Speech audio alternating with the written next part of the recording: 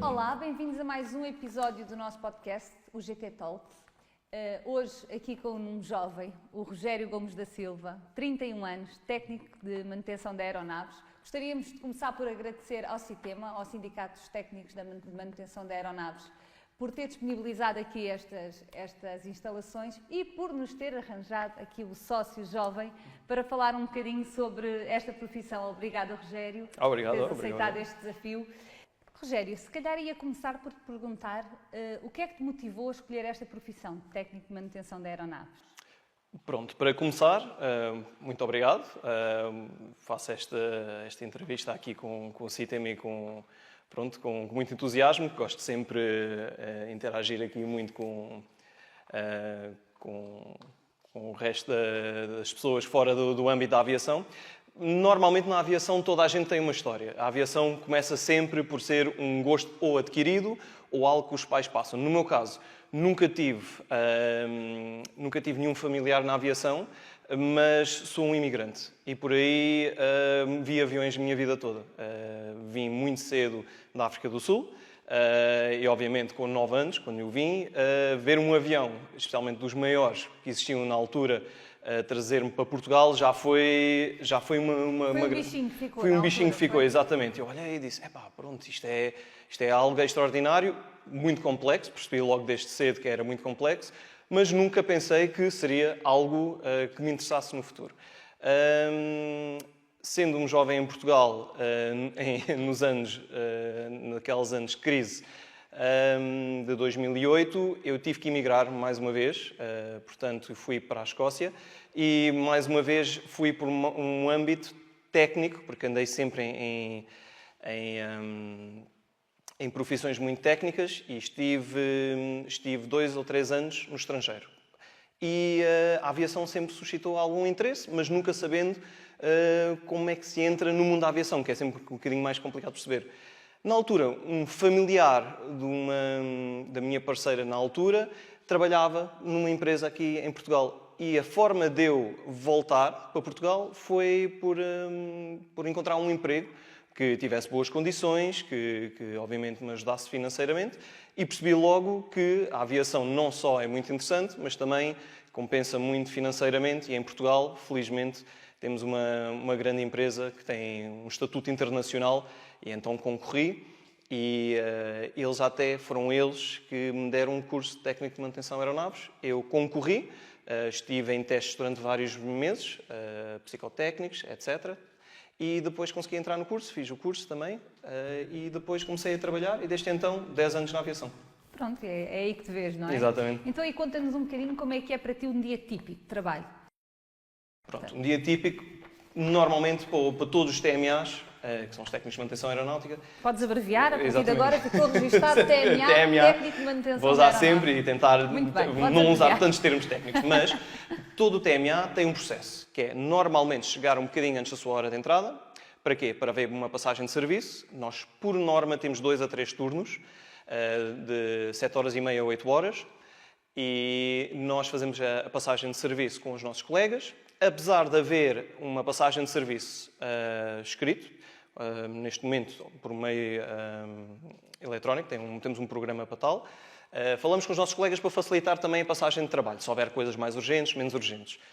A partir daí, sabendo qual é o trabalho dado, normalmente é a chefia que passa os trabalhos, verificamos a carta de trabalho que é-nos dado, vamos aos nossos manuais, sempre disponíveis. Na aviação nada se faz sem manuais. Portanto, vemos o que está no manual e verificamos o que é necessário para fazer o trabalho.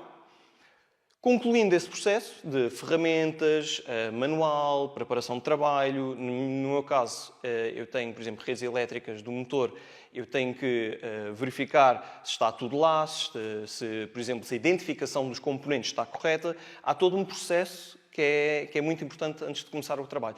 Depois, quando se inicia o trabalho, é saber que tudo tem que ser feito com rigor e de acordo com o manual. Portanto, este processo depois, ao longo do dia, vai-se repetindo até no final da noite. Fazer o processo inverso, é arrumar tudo corretamente, identificações nos lugares corretos, despicar a própria carta de trabalho. A carta de trabalho tem que sempre ser picada para verificar que a pessoa está nesse trabalho e depois, ao final da noite, ver se a ferramenta está no lugar certo, conferir. É tudo muito sucinto. É sempre estar a verificar e reverificar tudo o que se faz para ter a máxima qualidade. Nós que andamos de avião agradecemos. Exatamente. Façam Toda a isso. gente agradece que a gente continua assim. Agradecemos. E já agora, quais é que tu achas que são assim, os maiores desafios da tua profissão, de jovens com a tua profissão? Portanto, de técnicos de manutenção de aeronaves, jovens. Quais são os principais desafios? Pronto, o primeiro desafio, vou falar primeiro em mim, quando comecei. O meu maior desafio foi entrar no mundo da aviação e conseguir ter uma perspectiva maior e perceber o que é a aviação. Não só o meu trabalho, mas o que é a aviação. É um mundo gigante, com muitas profissões, com algum rigor, e acabamos por entrar na aviação um bocadinho descalços, quando não se percebe nada da aviação. E então, quando eu cheguei, uma das primeiras coisas, como jovem, quando entrei na aviação, é perceber o rigor que existia e o nível de interação entre várias profissões. Para os jovens, assim, que já sabem alguma coisa, ou que têm, por exemplo, alguns parentes na aviação, que é o mais comum. O pai já trabalhava na aviação. Exatamente. Há sempre um bichinho que lhes é imposto. Normalmente o que eles têm que fazer é só perceber que de repente trabalho é muito diferente do gosto. Podem gostar muito da aviação, e a maioria das pessoas que está na aviação adora a aviação, mas depois há um nível de rigor, porque temos que pensar no dia a dia que as nossas ações têm muitos riscos. Tudo o que nós fazemos poderá ter um desfecho bom ou mau. Portanto, não é só na minha profissão, mas nas outras profissões. Os jovens, quando entram, acho que a primeira coisa que percebem é que há uma exigência enorme em manter uma qualidade de trabalho e segurança, mais do que tudo, para manter os nossos passageiros sempre a andar de avião e confiantes no nosso trabalho. No início, quando começámos, ainda antes de estarmos a gravar, falámos um bocadinho sobre a questão dos turnos, não é? Tens sempre turnos, não são sempre nos mesmos horários, não é? Quando tu saíste à meia-noite, hoje vais entrar às 4. E a minha pergunta é a seguinte: é fácil para ti garantir um equilíbrio entre a vida profissional e a vida pessoal e familiar? Como é que fazes essa gestão, não é? Com esta alteração de horários constante? Exatamente. Como é Não é nada fácil. É verdade. O que costumamos dizer lá no trabalho também, que é uma coisa engraçada, eu faço turnos regulares e irregulares. O que é que quer dizer com isto? Tenho uma semana que faço, por exemplo, na parte da manhã, e acaba como se fosse um trabalho normal, a horário normal, meio da tarde termino o meu trabalho, e na semana a seguir faço precisamente o contrário. Começo quando os outros saem, a meio da tarde, e só termino à noite. Estamos a falar já à meia-noite. Portanto, nessa semana costumamos dizer é para descansar. O que nós fazemos é pouco. Temos as manhãs que estão livres, mas depois a pessoa acaba por não ter... Primeiro, a vida familiar é muito complicada, porque não vê de toda a família se estiverem em trabalhos regulares, claro. Sim, mas mesmo que a família, ou o parceiro também trabalhe por turnos, não é? Também é muito difícil, que os turnos se encontrem, não é? Haverá essa possibilidade, mas é difícil. Exatamente, é isso que acontece muitas vezes. O problema é que os filhos, por exemplo, quando um pai tem um filho que anda na escola, raramente neste turno, por exemplo, o vê. Até os nossos colegas já até dizem, dá para ganhar um bocadinho mais de paciência para ver os filhos depois, na semana em que eles estão a trabalhar de manhã, a tarde é toda com eles. É uma boa técnica. É uma excelente técnica. Vou começar a trabalhar por turnos. Exatamente, para ganhar aquela paciência. Vou ser uma super mãe nessa semana. Exatamente. Olha, e agora, aqui uma pergunta se calhar mais relacionada com o Citema.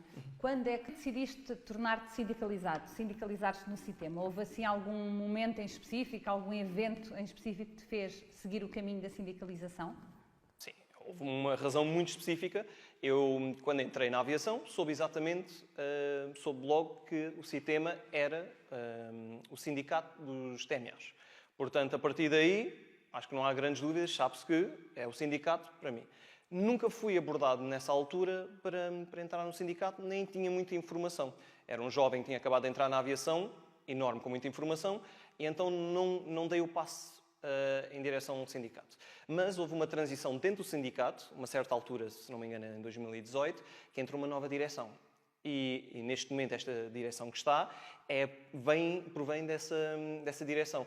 E o foco deles, o principal, era que todos os TMAs de Portugal estivessem no Citema. Fizeram um grande trabalho, agarrarem em todos os técnicos de manutenção e pô-los no sindicato. Falar abertamente com eles e dizer que nós temos muita ambição, nós queremos fazer com que o sindicato esteja completo, ou seja, todos os TMAs em Portugal estejam inseridos. E então eu e muitos colegas meus conseguiram ganhar aquela informação extra que precisávamos. Dar aquele passo. Porque só precisávamos de informação naquela altura. E foi-nos dada essa informação e os prós e contras e o que é que se pretendia. Logo que entrou nessa altura a direção, houve logo melhorias nas nossas condições de trabalho e houve uma aproximação gigante perante os sócios. Portanto, eu posso dizer que nós passamos, se calhar, para 3 ou 4 vezes o número de sócios numa questão de 3, 4 semanas. Portanto, nessa altura, e conheci as pessoas também que estavam no sindicato, alguns colegas meus que entraram para ajudar, e eu, sabendo que as pessoas que estavam lá eram pessoas boas e estavam com intenções corretas, exatamente, a confiança era essencial para entrar. E, aliás, hoje em dia, tanto que acompanhei e também agora faço parte também do sindicato. Muito bem. Falaste agora aí sobre o facto de ter sentido logo melhorias, não é? E uma das perguntas que eu tinha aqui para te fazer era exatamente essa. O facto de ser sindicalizado faz alguma relação com melhorias nas condições de trabalho? Podes-nos dizer mais especificamente que melhorias foram essas? De que condições é que melhoraram? O mais importante é em termos de remuneração. Conseguimos valorizar, e quando digo remuneração, não é só no ordenado. Muitas vezes, temos algumas nuances no nosso ordenado. Por exemplo, fazemos turnos, somos compensados por prejudicar um bocadinho a nossa vida pessoal. Condições especiais de trabalho, claramente usamos produtos que são nocivos e nós também somos um bocadinho compensados nesse sentido. Portanto, houve melhorias em muitos aspectos de remuneração e depois, claro, em termos de segurança, reforçou-se mais do que o normal que temos que ser sucintos naquilo que fazemos, temos que manter a segurança dos nossos passageiros e houve, como os TMAs todos começaram a entrar no sindicato e manter uma uniformização desculpa, de sindicato, todos os TMAs agora têm todos um rigor. Ou seja, toda a gente sabe que agora este é o nosso nível. O sindicato impôs isto. Nós temos que manter o nosso estatuto e temos que manter a segurança. E isto ajudou porque, obviamente, as empresas, depois, quando veem que um sindicato está a impor este rigor... Forte, não é? Um sindicato forte. Efetivamente representativo. Exatamente, porque sabemos que as empresas também procuram sempre fazer mais com menos. Sabemos, natural, as empresas querem fazer mais com menos. Mas nós temos que manter o nosso rigor, porque no final do dia nós somos técnicos de manutenção aeronáutica por algum motivo. É porque nós vamos manter os aviões a voar e vamos mantê-los a voar com segurança. Muito bem. E pronto, eu sei também que tu és delegado sindical do Citema, portanto tens uma voz dentro do teu local de trabalho. E eu queria saber como é que tu vês esse papel de delegado sindical lá junto dos teus colegas, no teu local de trabalho, na tua empresa. Inicialmente não fui convidado. Não foi um convite, normalmente até se pode convidar, porque conheço algumas pessoas. Eu tinha um colega meu que era delegado sindical. E o trabalho dele era muito diferente do anterior delegado sindical. Gostei muito do trabalho dele. E eu, na brincadeira com ele, dizia: eu ainda vou concorrer para ver se consigo fazer frente. E ele tinha admitido que nessa altura, ele como delegado sindical estava com pouco tempo. Ele tinha algumas coisas na vida dele e ele estava com pouco tempo. Então, o que é que eu fiz? Naturalmente, pensando que poderia também ajudar o Citema, concorri para delegado sindical. Os meus colegas acharam boa ideia, pensaram que seria a pessoa certa para os representar, porque é isso que acabamos por fazer. Claro, é um bocado a ponte, não é? Exatamente, sou a ponte entre a direção... Levares para lá a informação do sindicato e trazeres para o sindicato informações e questões dos seus colegas, não é? Exatamente. E acabo por ser os ouvidos dos sócios para que o sindicato também saiba no terreno quais são os problemas que existem ou quais são as questões pertinentes na nossa área, porque dentro da aviação também temos áreas bastante distintas. Portanto, na minha área, por exemplo, estamos mais englobados numa oficina. Portanto, nós conseguimos ter problemas diferentes dos outros e eu, como delegado sindical, estou sempre disposto a ouvir os meus colegas, que também são amigos meus, que precisam muitas vezes falar com o sindicato e faço essa ponte e, com todo o agrado. Claro, boa. E é muito importante. É muito importante. É, sim, senhora. E relativamente, nós sabemos que o mundo está em constante mudança, não é? As novas tecnologias fazem com que o mundo esteja sempre a mudar. Como é que as novas tecnologias são implementadas e afetam o teu setor em específico e a tua profissão? Vou dizer uma coisa que normalmente se diz na aviação. Usamos aquilo que tem menos erros. Ou seja, a tecnologia de ponta muitas vezes não está logo na aviação. Porque a aviação pega em tecnologia já existente, ou tecnologia de ponta, que está a sair, e olha com muito mais rigor. Ou seja, tudo o que nós vamos pôr na aviação tem que ter um nível de segurança muito alto. Vou dar um exemplo. Hoje em dia fala-se muito, obviamente, de inteligência artificial e dos seus usos, e na aviação estamos a ter um bocadinho mais cuidado com isso. Se calhar é melhor não é? Não é não. Já. Temos que verificar de uma ponta à outra se é seguro e se vale a pena. Por exemplo, na Airbus, há muitas pessoas que não sabem, mas eles experimentaram durante algum tempo, há uns anos atrás, e penso que continuam com isso, com os óculos. Portanto, os óculos VR e AR, a realidade aumentada. E utilizado para quê? Para na manutenção, por exemplo, estamos a ver os componentes, estamos a ver o motor, estamos a ver o avião e nós conseguimos ver em tempo real, com os óculos, porque estamos a ver o que está à nossa frente, mas conseguimos ver também catalogado as peças que estão para nós pedirmos ou verificar cotas, porque temos que verificar danos e temos que fazer a averiguação disso. E ver o manual, que é muito importante para nós, sem precisarmos de mexer as mãos, sem ir a um computador, sem usar um tablet, que é o utilizado. Portanto, há sempre uma ideia de que a tecnologia está sempre a ser bem-vinda na aviação, estamos, como técnicos de manutenção, sempre dispostos a utilizar a tecnologia que nos ajude, mas na aviação temos muito mais cuidado em implementar. Portanto, na aviação temos tecnologia de ponta, provavelmente com 3 ou 4 anos de demora, de testes, porque queremos sempre que a segurança esteja em primeiro lugar. Muito bem, sim senhor. É importante que isso aconteça, todos agradecemos. E agora diz-me uma coisa, os jovens, de que forma é que os jovens da tua profissão se podem envolver mais ativamente no sindicato e porque é que tu achas que é importante que o façam? Ok. Os jovens, acho que hoje em dia, interagem muito já com a política, digamos assim. Isto não é tanto política, mas é uma parte de representação. E nós acabamos por chamar os jovens que entram na aviação. E então os jovens, quando entram no sindicato, a primeira coisa que devem sempre fazer, na minha opinião, é fazer perguntas. Perguntar porque é que é tão importante. E saber também dos mais velhos porque é que existe esta excelência à volta da profissão. Normalmente, os jovens, quando entram, vêm com algumas perguntas, vêm com algum intuito de aprender um bocadinho mais sobre a aviação. E o sindicato também ajuda nesse sentido. Mas também para os proteger, para saber os seus direitos e os seus deveres. Porque eles acabam por entrar numa profissão que já tem muitos anos e tem um nível de exigência muito grande. E então acho que eles ativamente a fazerem perguntas ao seu sindicato, aos colegas também, não estou só a falar do sindicato, para aprenderem um bocadinho mais e perceberem melhor o que é a aviação e o que é ser TMA, porque há sim uma necessidade enorme de fazer os trabalhos com rigor e excelência e acho que esse é o mais importante que eles deviam fazer. E há assim algum evento ou alguma iniciativa do sindicato que tu consideres uma iniciativa exemplar ou uma boa prática, digamos assim, que tenha efetivamente ajudado os técnicos de manutenção de aeronaves? Lembras-te? Sim. Nós temos um congresso. Já vamos fazer o 5º para o ano, se tudo correr bem. E o congresso ajuda num sentido.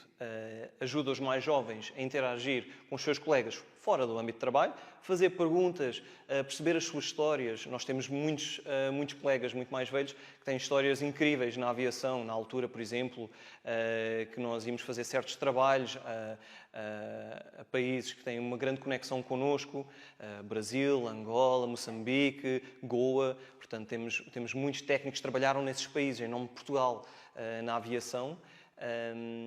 E esse congresso ajuda muito nesse sentido. Convidamos também, muitas vezes, nesse congresso, parceiros estrangeiros, na aviação também, pode não ser só técnicos de manutenção aeronáutica, mas de outras profissões, como nós sabemos que os pilotos são uma profissão também de enorme rigor e nesse congresso os mais velhos, os mais novos, aqueles que já têm algumas dúvidas acerca do que existe em termos de trabalho na Europa, no resto do mundo.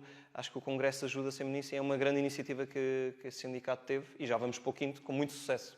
Boa. Portanto, achas que no Congresso efetivamente se promove ali um fórum de discussão e de partilha de boas práticas e de conversa entre colegas, não é? Sim, Fora, sim. fora do ambiente profissional, às vezes é mais fácil. Exatamente, é isso, porque nós, no nosso trabalho, não só exclusivo ao nosso trabalho, temos sempre o stress, temos a pressa, temos pouco tempo para falar, mas para falar verdadeiramente aquilo que é importante, as nossas necessidades, daquilo que a gente acha que poderia ser melhorado, e é um fórum excelente para toda a gente conseguir ter voz. Alguns vão para escutar, alguns vão para falar e outros vão simplesmente para perceber o que é. Porque quando um jovem entra, ele tem pouca voz, como é normal. Mas depois, chegando lá, ver que os colegas mais velhos têm histórias fenomenais, alguns deles com 30 ou 40 anos de profissão, acaba por ser um fórum excelente. E depois, falar com colegas que estão no estrangeiro, por exemplo, ainda melhor. Conseguimos perceber que as nossas dúvidas ou os nossos problemas não são exclusivos a nós, são exclusivos a uma profissão que está por toda a Europa e por todo o mundo, e assim até conseguimos ligar pontos para futuras conversas que poderão haver e pessoas que queiram também mudar de ar, digamos assim. Exato. E se agora entrasse aqui não é? Lá, um jovem novo que começasse agora nesta profissão, que conselho é que tu lhe darias no que toca à sindicalização? Ok. Como delegado sindical faço uma coisa muito simples. Quando os jovens entram, eu chego logo ao pé deles e pergunto logo: estás aqui porquê? Pergunto logo, porque nós sabemos que vai sair dali duas respostas. Primeiro, será o meu pai, o meu tio, o meu avô, o meu padrinho esteve na aviação e pôs-me um bichinho.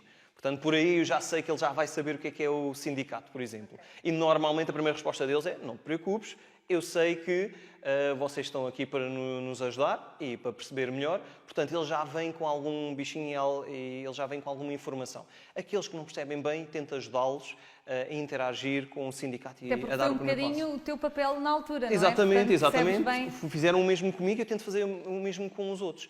Portanto, quando eles chegam, eu tento explicar o que é que o sindicato faz. E não só, tento mostrar que todos os colegas estão unidos. Eles não estão sozinhos nesta profissão, porque muitas vezes sentem-se sozinhos. Muitos vêm de outras partes do país, por exemplo, que acontece muito, que a aviação está muito centrada nas grandes superfícies, e acabamos por depois fazer com que essas pessoas se sintam bem-vindas também na nossa profissão e nas nossas empresas.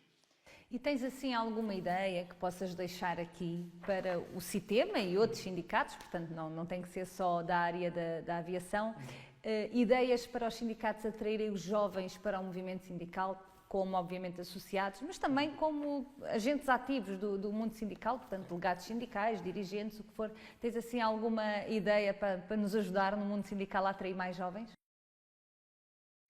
Assim, acho que um sindicato parte sempre do princípio que é atraente porque protege e une. Portanto, eu acho que os jovens procuram sempre ter uma voz. E muitas vezes, como estão no início da carreira, não conseguem ter tanta voz. Eu acho que o sindicato já o faz, e os sindicatos já o fazem, que é dar voz aos mais jovens e aqueles que têm um bocadinho mais de medo de demonstrar que estão ou insatisfeitos ou que querem ajuda. Portanto, acho que os sindicatos já fazem isso. Em termos de trabalho para o sindicato, por exemplo, como eu sou um delegado sindical e, se não me engano, sou o delegado sindical mais novo do sindicato, penso que o sindicato só devia estar aberto a qualquer jovem querer participar. Porque os jovens querem participar, penso eu.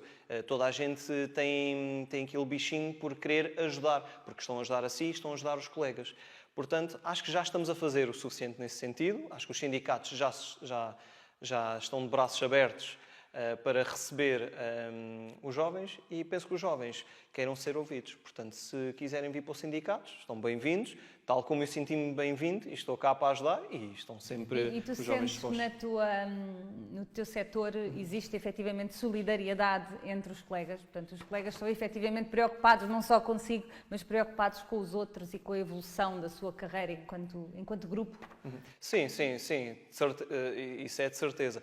Os colegas todos, como todos os seres humanos, têm opiniões muito diferentes.